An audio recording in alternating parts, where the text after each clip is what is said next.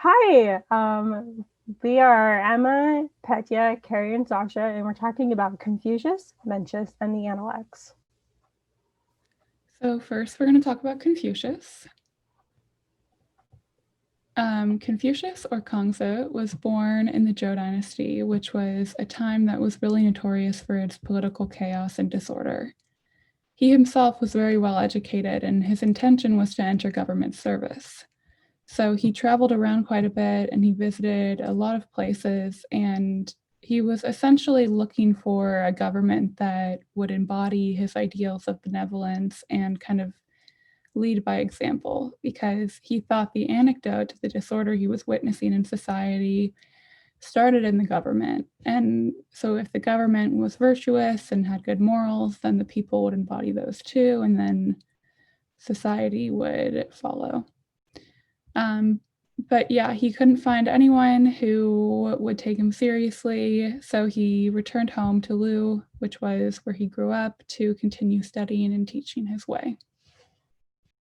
So, at the very foundation of his ideas, like I said, is that if everyone were to behave correctly, there would be this domino effect that would ensue and create a really peaceful and harmonious society. So, he had a lot of ideas on what constituted good behavior, and he considered topics like morality, family, government, and society. So, on leadership, he believed that if you wanted to know how a place's government was, you should go to that place and interact with its people. In that sense, with leading by example, if the government was good, then you would see that reflected. Another value that was really important to Confucius, or most important to Confucius, was Ren, which means deep humaneness or compassion. And Confucius thought that by cultivating our own virtue, we would help others to do the same. So Ren is kind of this reforming aspect of Confucianism in which you have to work to be that best version of yourself, but then again, that reflects onto everyone and society follows suit. In regards to ritual, his view on ritual encompassed the traditional ways that we think about ritual, but it also set precedent for a lot of basic social etiquette. So he believed that humans were good, but they needed to be educated and work hard in order to stay good. So ritual to Confucius was a really clear aspect of ideals that kind of acted as a compass to tell if a man was virtuous based on how correctly he knew and followed ritual in all settings. In regards to righteousness, Confucius believed that if a man was righteous at heart, he would have a beautiful character, and a man with a beautiful character would have harmony in his home. And if all homes are harmonious, the nation would be too. And so, again, it kind of displays this way that Confucius thought it all started within us, that if we all became these moral, good versions of ourselves, everything would be orderly. In regards to Shu, or empathy, he has a really famous quote that says, "Do not do unto others what you would not have them do unto you." So, in that sense, he said that you shouldn't go out and hurt someone else who has a family if you didn't want anyone in your family to be harmed. And Xiao, or filial piety, was a deep devotion to one's parents and family. So, on a deeper level, Confucius thought that in order to behave correctly, everyone first had to be aware of their role in society. So there was a lot of emphasis on respect for the social order and the social hierarchy that then was instilled. Because then, if everyone understood their place, they could learn what was expected of them and act accordingly. And so, in that vein, Confucius thought the first place to look was in the harmony of one's family system, because that's kind of the first place that you learn your role in society, and how we act and are within our family teaches us how to be in the world. So next up we have Mencius. And Mencius was born in the Warring States period of the Eastern Zhou dynasty. And again, this is a time of a lot of violence, a lot of fighting between the states, and a lot of war. There was political, moral, intellectual turmoil and conflicts. But his mother raised him primarily, and from an early age, she saw how much the external environment impacted Mencius. So the story goes that they moved 3 times. They started out by living in a cemetery, near a cemetery, where Mencius would come home and imitate all the sights and sounds he would see there. So they ended up moving by a marketplace, and again, the same thing would happen. Mencius would come home, imitating what he saw and heard at the market. And then eventually they moved to live near school so that Mencius could imitate that environment, that academic environment, and mirror the teachers and the students that they lived near. And this eventually led to how much he valued education and educational growth. So later on in life, Mencius traveled throughout the various states, trying to offer advice on leaders how to rule and how to bring peace and harmony back into society. He was an appointed official for some time, and he advocated for reform, but eventually became frustrated that leaders weren't really listening to him and there wasn't that much change going on. So he ended up becoming a professional teacher.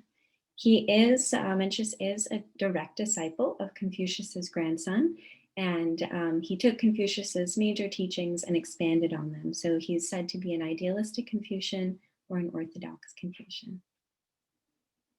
One of the major primary teachings of Mencius is that human nature is inherently and originally good. And so he took the principles of Ren, or a love for your fellow man, which does start in the family, and he combined that with Yi, or righteousness. So Ren and Yi together are the guiding principles for all humans, and he believed that they bind people together and help them make distinctions. One of the examples that Mencius provides that supports his argument of human nature being good is this idea of how water flows. So even though water doesn't really differentiate between left and right, flowing east or west, it does have an inherent natural flow of moving from up to down. So in the same way that water inherently flows in a certain way, human nature he described as inherently being good. And of course, you can use force to alter the shape or the form of water. You can splash it, you can change it with channels, just like you can force human nature to be other than good, but that isn't the inherent way that they're meant to be. Another major teaching of Mencius is these 4 little seedlings or sprouts of moral inclination that everyone is born with. And that is co-humanity, or Ren, righteousness, or Yi, propriety, or Li, and wisdom, or Jur. And these all come from the inherent and original sense that all humans have a heart for compassion, disdain for evil, respect, and this ability for approval and disapproval.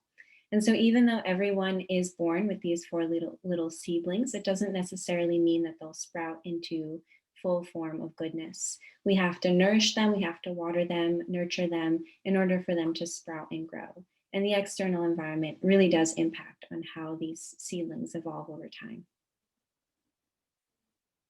Mencius did advocate for a leadership style with Ren, or governing with compassion. He was strictly opposed to using force. And that is the same with that example of water, striking it goes against the nature. And he did discourage focusing on profit. So he believed that the leader sets the tone. And if the leader is focusing on profit all the way down the line, everyone else is going to be consumed with thoughts of profit, which will lead to more fighting and selfishness. Mencius also believed in the mandate of heaven, and he believed that if a ruler is neglecting his responsibilities, he can lose that power, and the people have every right to revolt. He was a big proponent of political democracy and said that everyone was capable of becoming a sage and on equal grounds. All right, so comparing Confucius and Mencius. Mencius was a student of Confucius. He was actually a student of Confucius's grandson. Confucius died long before Mencius was ever born, and they never met. But Mencius dedicated his life to practicing the way of Confucius, which was the cultivation of the 5 virtues that he originally taught.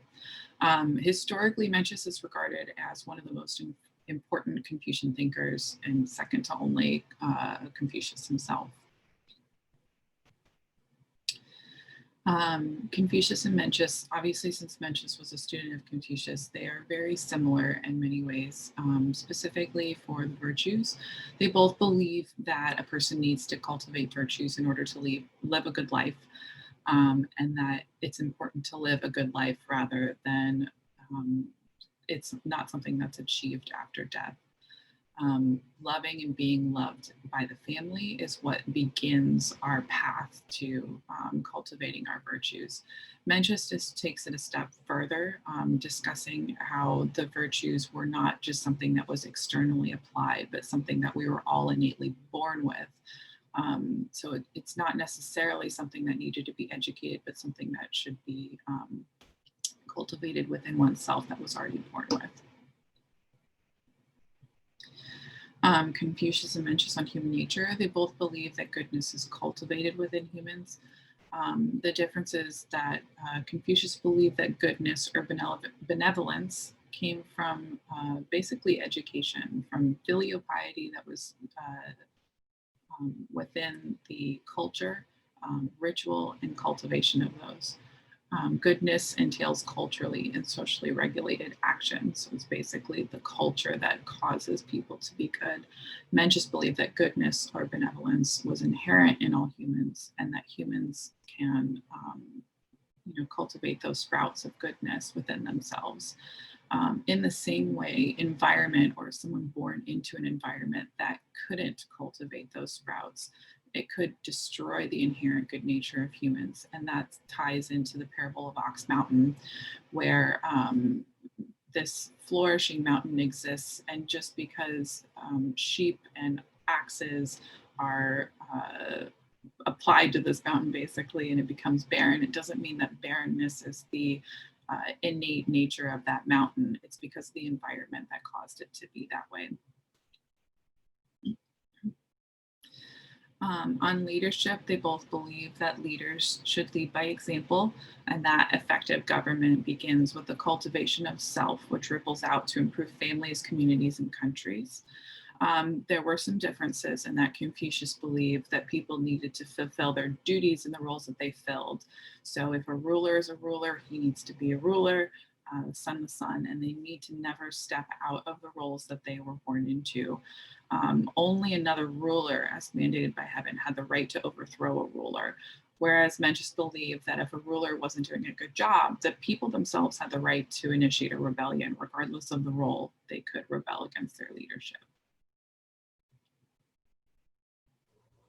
So then we finish up with the Analects. The Analects were the writings of Confucius's disciples. Confucius never wrote anything himself.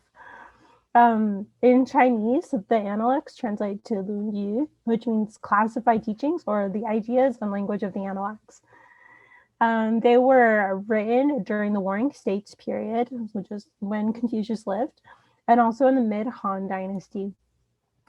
It was originally considered to be one of the 5 classics, which are like pre-Qing Dynasty books that influenced Confucianism. And later, as people studied it more, they realized that it contained the central teachings of Confucianism, and they elevated it to be one of the 4 books. There are 20 books or chapters in the Analects, and they are the basis for civil service exams in China. And Confucius, Mencius, and the Analects have influenced China and greatly influenced China today. And we're grateful we could share them with you.